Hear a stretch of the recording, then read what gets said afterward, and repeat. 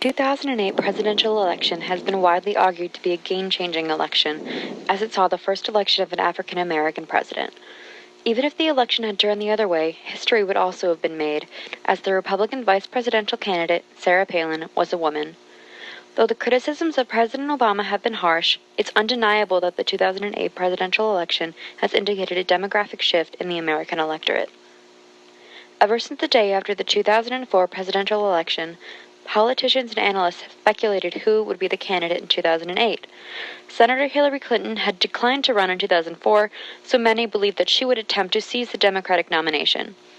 By the end of 2006, many politicians, including Hillary Clinton, Senator Joe Biden, Senator Barack Obama, and Senator John McCain, had announced their intentions to pursue candidacy. Most candidates had announced their formal intention to run by the middle of 2007, including Republican governors Mike Huckabee and Mitt Romney. The majority of the debates were held towards the end of 2007 and beginning of 2008, and were held by a wide variety of groups, including a number of special interest groups. This included Yahoo, YouTube, the Human Rights Campaign, and MTV. The Democratic primaries were fairly neck and neck between Clinton and Obama, especially after Biden dropped out of the race in January of 2008. But Obama eventually gained a significant lead and easily secured the Democratic nomination in August. Senator McCain also gained his Republican nomination, defeating his main competition, Governors Romney and Huckabee. By May, all of the other primary candidates had dropped out, conceding to Senator McCain. Though Romney and Huckabee seemed to have momentum in the beginning of the primary season, McCain's lead became obvious by the end of February. He officially won the nomination with 66% of all delegate votes. Once the nominations were finalized, each candidate could choose their running mate. Obama chose Senator Biden, who had dropped out of the primary once he realized that he had very little chance of winning. As a well-respected senator and a decorated war hero, Biden seemed like a logical potential vice president.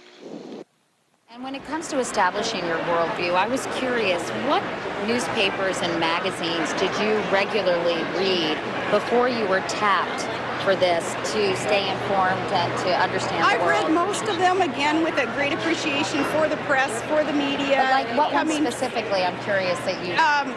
all of them, any of them that have been in front of me over all these years. The Republican Party's vice presidential nomination was less obvious. Governor Sarah Palin of Alaska was chosen as McCain's running mate, an unlikely choice because of her inexperience on a federal level. However, her traditional family values, as well as her popularity with conservative women, were certainly important to the campaign.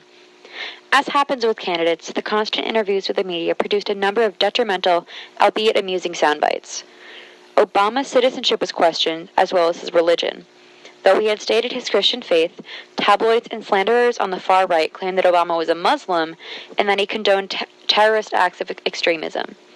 On the other side, Sarah Palin's love of hunting and Alaskan cultural differences, as well as her inexperience communicating with the media, produced ridicule on the far left.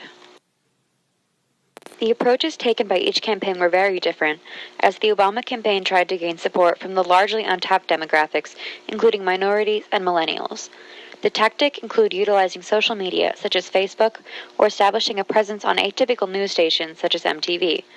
The McCain campaign did not use any of these platforms.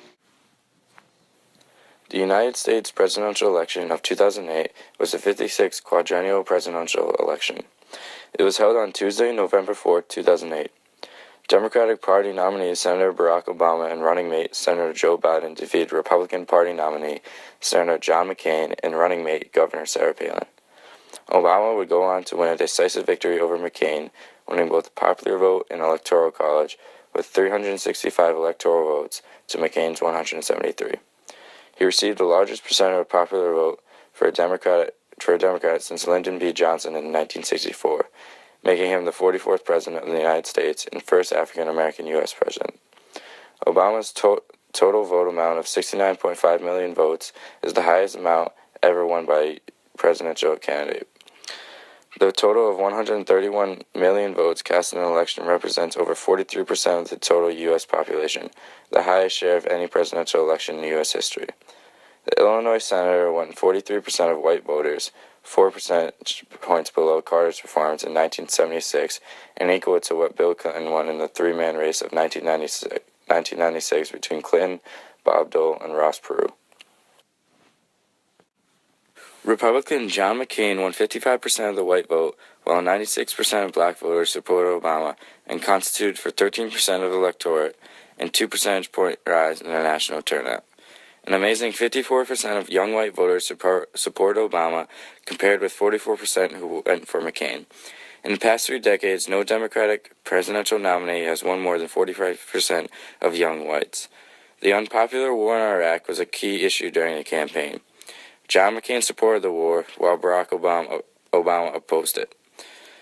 Though McCain made it as a peacetime presence like the United States maintained in Germany and Japan after World War II, his statement that the United States could be in Iraq for as much as the next 50 to 100 years would prove costly. Obama used it against him as a part of the strategy to tie him to the unpopular President Bush.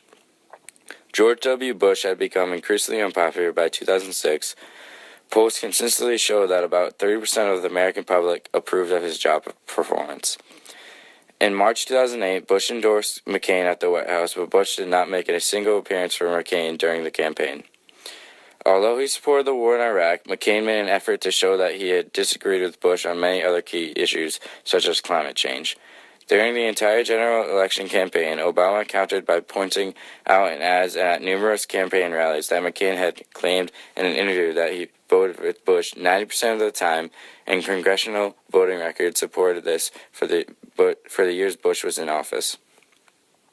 Polls taken in the last few months of the presidential campaign and exit polls conducted on Election Day showed the economy as the top concern for voters.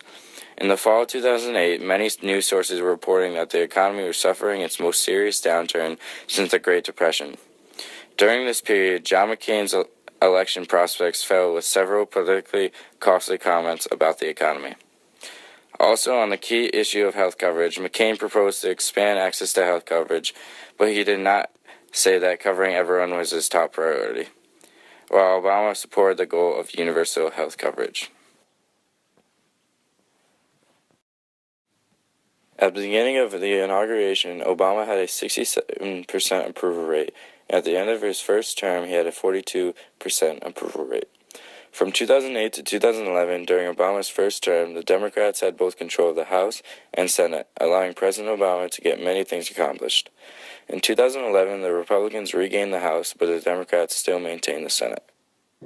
They share the same out-of-touch attitude, the same failure to understand the economy, the same tax cuts for huge corporations and the wealthiest 1%, the same questionable ties to lobbyists, the same plan to spend $10 billion a month in Iraq when we should be rebuilding America. I voted with the president over 90% of the time, higher than a lot of my even Republican colleagues. We just can't afford more of the same. I'm Barack Obama, and I approve this message. You've cited Alaska's proximity to Russia as part of your foreign policy experience. What did you mean by that? That Alaska has a very narrow maritime border between a foreign country, Russia, and on our other side, the land boundary that we have with Canada. It's funny that a comment like that was kind of made to, I don't know, you know, reporters. Mocked? Yeah, mocked, I guess that's the word, yeah. Well, explain to me why that enhances your foreign policy credentials. Well, it certainly does, because our next door neighbors are foreign countries. They're in the state that I am the executive of. And have you ever been Russia. Involved with any negotiations, for example, with the Russians? We have trade missions back and forth. We do. It's very important when you consider even national security issues with Russia, as Putin rears his head and comes into the airspace of the United States of America. Where do they go? It's Alaska. It's just right over the border. It is from Alaska that we send those out to make sure that an eye is being kept on this very powerful nation, Russia, because they are right there. They are right next to